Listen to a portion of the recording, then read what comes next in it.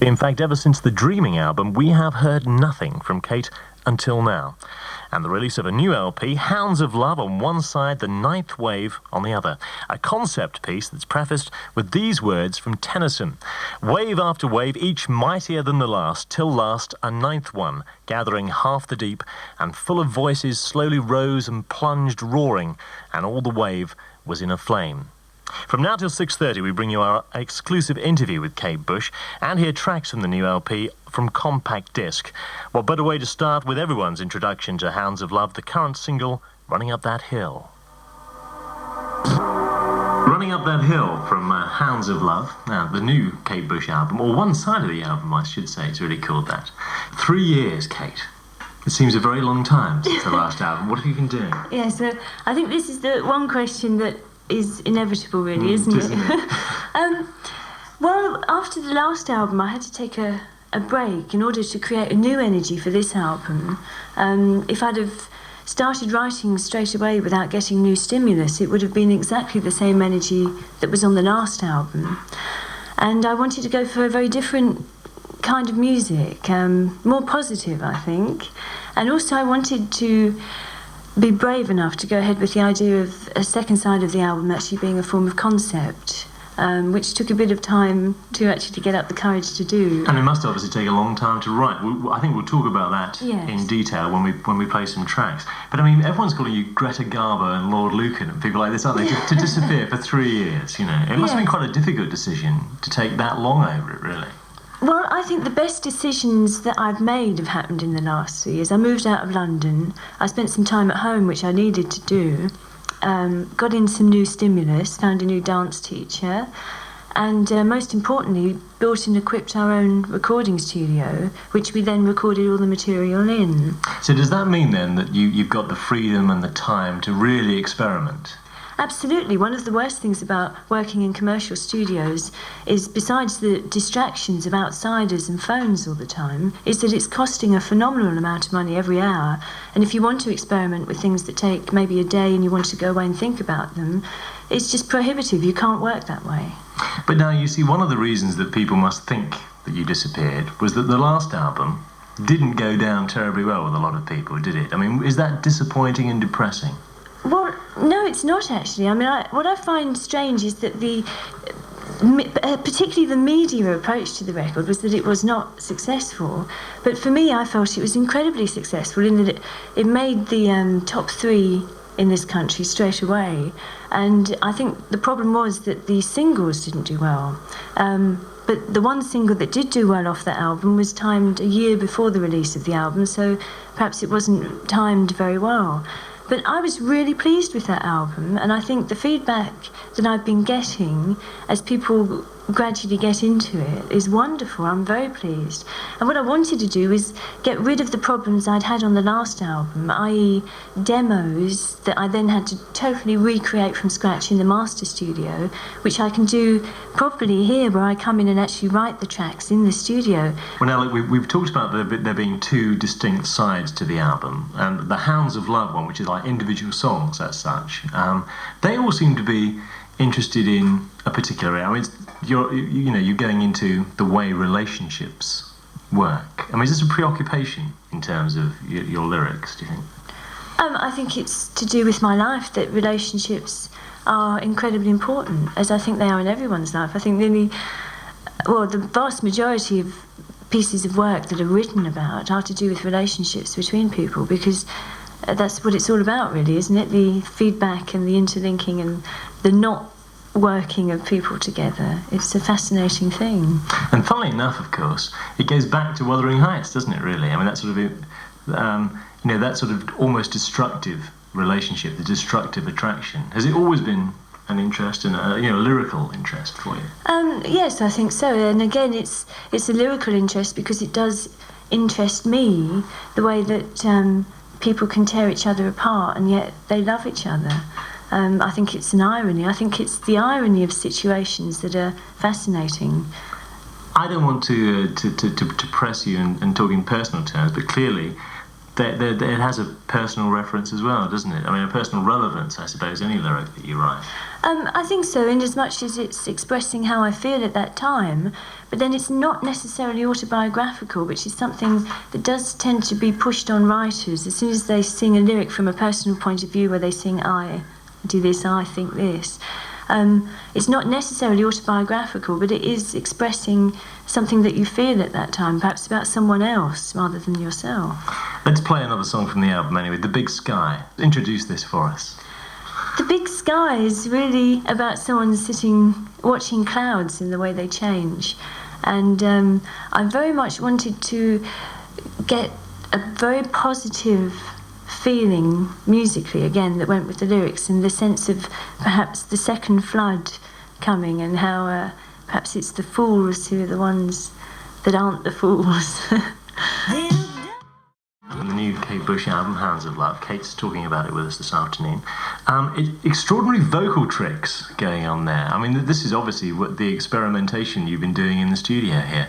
An incredibly versatile instrument, your voice. It's very useful that I can experiment here in that way, yes. And again, when I'm writing the songs, quite often the backing vocals are actually a part of that early stage. They're not always something that comes at a later stage. They're just part of the song from the word go. You seem to be still learning how to use your voice and learning new ways too. I think if I wasn't learning, I should stop, because when you stop trying to look for new things, when you stop trying to experiment, you're just doing the same thing you did before. And that's something I really don't want to do. It takes me a long time to do something, so I want that thing to be new and different. Otherwise, what's the point of doing it, really? To quote from another review of the album, though, which have all started coming out just around about now, it's a very sexy voice. It is a very sexy voice, isn't it? I mean, you're aware of this yourself, you know. I think that's very interesting and very surprising that people say that. I mean, I'm surprised you're surprised, frankly, because it seems something that you should use and make the most of. I'm surprised that you're surprised and I'm surprised. No, it's very interesting. What do you think they find sexy about it? I don't know. I mean, I think it seems to have a range and a depth sometimes, which suggests, I don't know, more going on than just the words. I mean, you seem to use... no, you know something in there. You seem to use the emotion, an emotional quality in your voice to suggest more than simply the words. I think the voice is totally that, an emotional instrument. And it's just fascinating for me that it should be explained in a sexual way rather than purely emotional. I suppose there are lots of links, though, there. And I suppose the intimacy of someone singing to you, if there is emotion in it, then perhaps that strikes up sexual notes. I don't know. There's another thing there, you know. I mean, to continue, maybe I'm talking about my own preoccupation here as well. But your records also, sometimes they quite scare me, you know. Well, that's great if they scare you, because I think definitely some tracks, they're meant to be scary, and it's always very difficult for me to know how people do interpret the stuff at the other end. So if you're getting scared by some of it, if it's the right tracks, then I'm really pleased. I think what definitely inspires me is films that I watch that I find really scary, and there are a lot of people who do enjoy being scared by films, but I think what I like is the intensity of films when they start scaring you, when they're good. Like, for instance, Don't Look Now. It's just such an incredible experience. And when I write things, I ideally would love to be doing to people what happens to me when I'm affected by these things. So I think that's definitely the inspiration there. We ought to talk about the other side now, really, didn't we? The concept side. It must have been a bit worrying, a bit daunting, really, just to approach the idea of a whole side of an album about one subject, because I mean, you know, everyone says that sort of thing went out in the 70s, don't they? I mean, it seems an old-fashioned idea. Yes, which was in a way why I felt I had to think very carefully before I went for it, because of all the preconceptions that are very negative about such a thing. But I feel that's so wrong, because if anything, music is so much more akin to that kind of thing than being short stories like pop music is. I mean, classical music, opera, they all explore extensions of music. They get you involved. Again, more like films than short stories. And I think when it works, it's even more effective than a short piece of work. So what's the story of the ninth wave? It's about someone who is in the water for the night, and it's about the past, present and future coming to wake them up, to keep them awake. They're very tired and they just have to keep going till morning. And in many ways it's about someone going through an experience and coming out the other end, hopefully having learnt an awful lot about themselves during the process. But is this person drowning or what? They're trying not to drown. They're trying to stay awake until someone comes to save them. Talk us through it, because I mean there's something like I don't know how many tracks now, I mean, 5 or 6 tracks that go up to make the one piece. We're going to play Waking the Witch. What's actually happening at this point?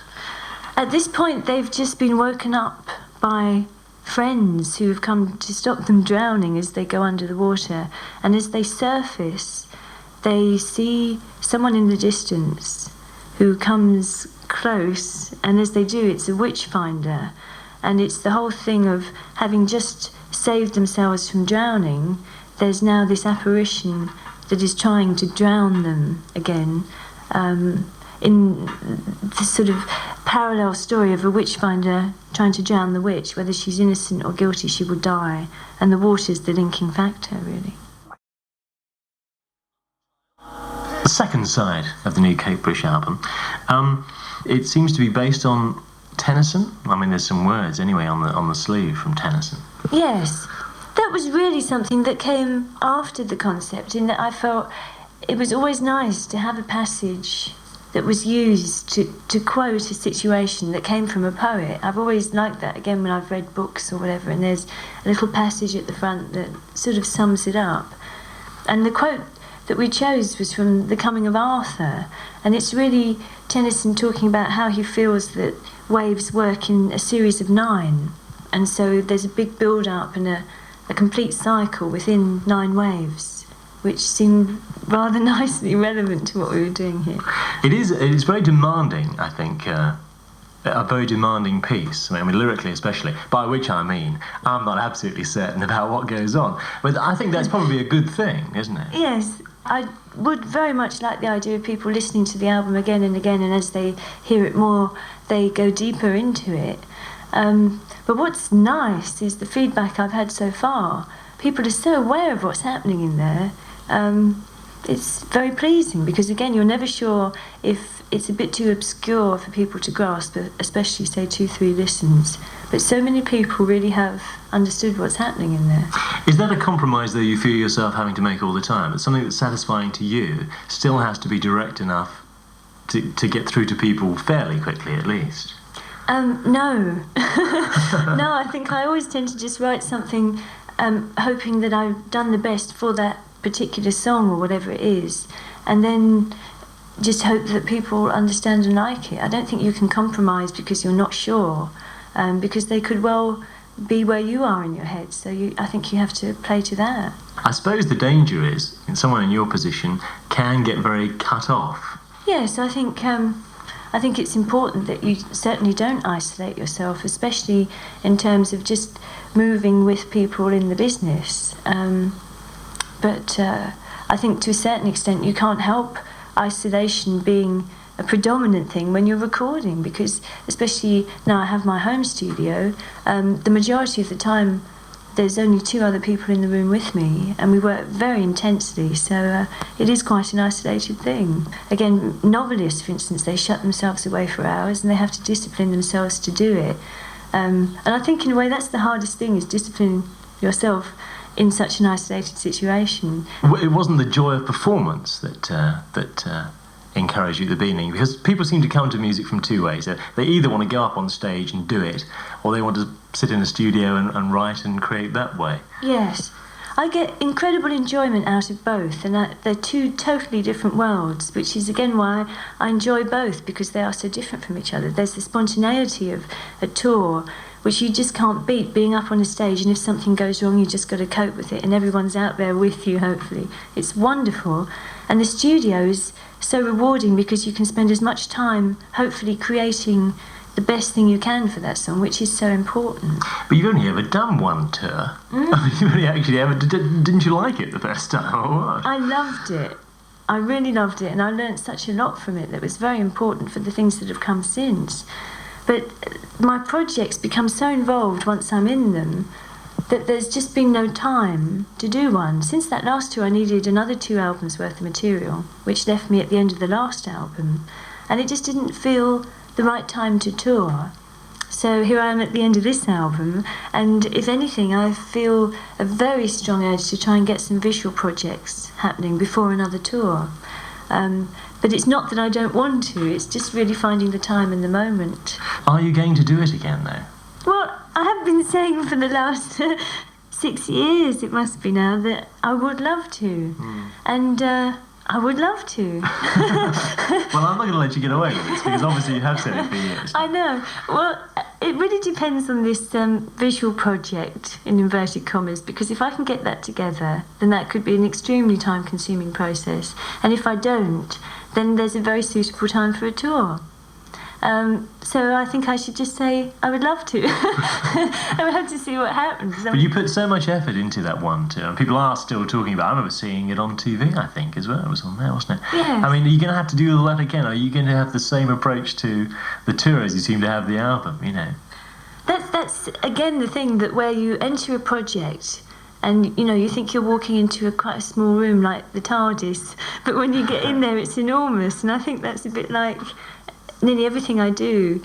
And that's again why doing a tour requires so much thought, because it is a time-consuming process. But I'd love to, and I think actually it could be much better than the last tour, because some of the material lends itself very well to theatrical visuals. But isn't there a plan now to do the Ninth Wave as a video project? Yes, I'd rather call it a film or a filmio project. Yes. But yes, I would very much love to turn that into the visual piece that it was written around originally, as all part of the concept. Slight doubt here, you know, from my point of view, in as much as I think the pictures are better on the record very often. Do you know what I mean? You can explain things away too much by seeing them represented visually. Yes, I think you're right. And I think that's a big danger with videos in general, in that it sort of takes away from the song somehow. But I can't help but feel that if you have the right combination of visuals with the right audio, you're going to get something very special. And in a way, it creates its own entity. It's neither just a visual nor just the song. It's a completely different thing in its own right. And I thought The Wall was really the best thing I've seen anyone attempt in terms of a concept, in that the record was brilliant, the stage show was brilliant, and the film, whether you liked it or not, was revolutionary. I mean, they're really the first people to do a feature film to just a piece of music without any dialogue, and it all being centred around the music. And I felt they were doing something very interesting there, and I'd like to think that if we could do it as well as it should be done, and we won't do it if we can't, that this could be very interesting. But I know what you mean. So another piece of music now anyway, Jig of Life. Traditional, folk music. I mean, is that still a big influence on you as a writer? Yes, absolutely, and I'd say even more so in that now I'm being able to express the influence from the source rather than expressing it in an indirect way through my own music. Well, I we'll talk about this track, because you're just saying, you know, you find it very, very difficult now to actually talk about the music you're making. Yes, I do. I think you put so much effort into recording the thing that then to talk about it in a way is very difficult, because it's all been said within the piece of music. It's what we were saying before, really, about explaining it all away. Yes, and I think, but especially me sitting here talking, I mean, I don't feel I can express in any way what the music expresses for me. Let's just play it then. Thanks. I'm very lucky all the way through my life, really. I've had so much encouragement from friends and people around me, but I can't help but feel that the essence of getting anywhere is just really hard work. You've got to work really hard, and you've got to fight from the minute you step into a situation to get what you want. Have you had to fight? Because I think that people would tend to see you as having been very fortunate, being discovered very early. I think David Gilmour was originally suggested, to the record company, and that I wonder if you ever have been hungry for success. Do you know what I mean? It seems to have happened almost too easily. I don't know if I've ever been hungry for success. I don't think, in a way, that's the thing that motivates me. Again, this attitude that people have about the last album, that it didn't sell as many as the one before, that's not what motivates me or upsets me. What pleases me is that I was very happy with that album. I felt I did what I wanted to artistically, and success is something that either comes or doesn't, and that's another stage of it. I do rely on success to a certain extent in order to make another album, to do the projects I want, because obviously a lot of finance has to come from me. But beyond that, I don't think success is as important to me as the actual work. I was reading The Sun the other day, 20 Secrets of Curious Kate Bush. Did you read that? No, I didn't read it, but I've heard about it from a few friends, and what's frustrating is that I haven't even talked to The Sun, but the way they've put it is that I have communicated with them.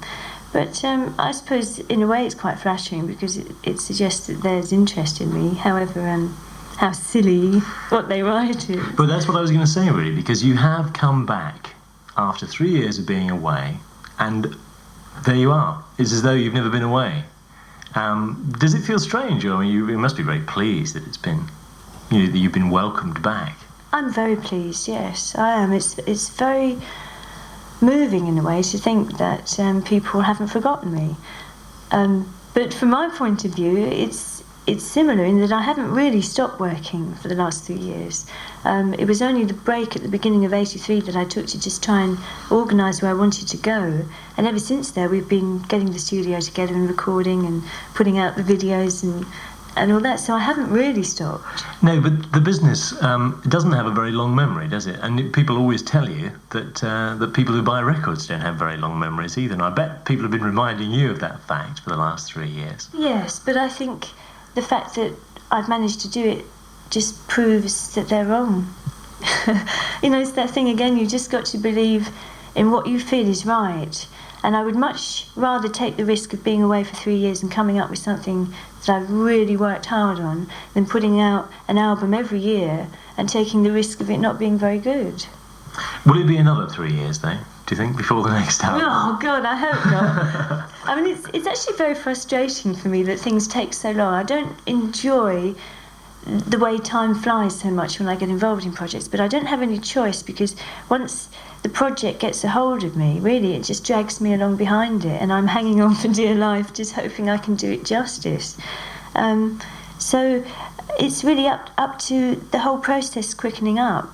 But I do feel that now we've got our own recording studio, that can't do anything but help. I can come in here when I get time to just write, and I think it could be done a lot quicker. The problem is finding the best material as well. I mean, you need to write, say, 20 songs to get as many as you want that are good enough for the album. This next track then, Mother Stands for Comfort. Tell me about this. More smashing plates, I noticed. I mean, babushka time again. Yes, I suppose that was a bit of a back to the ye old days.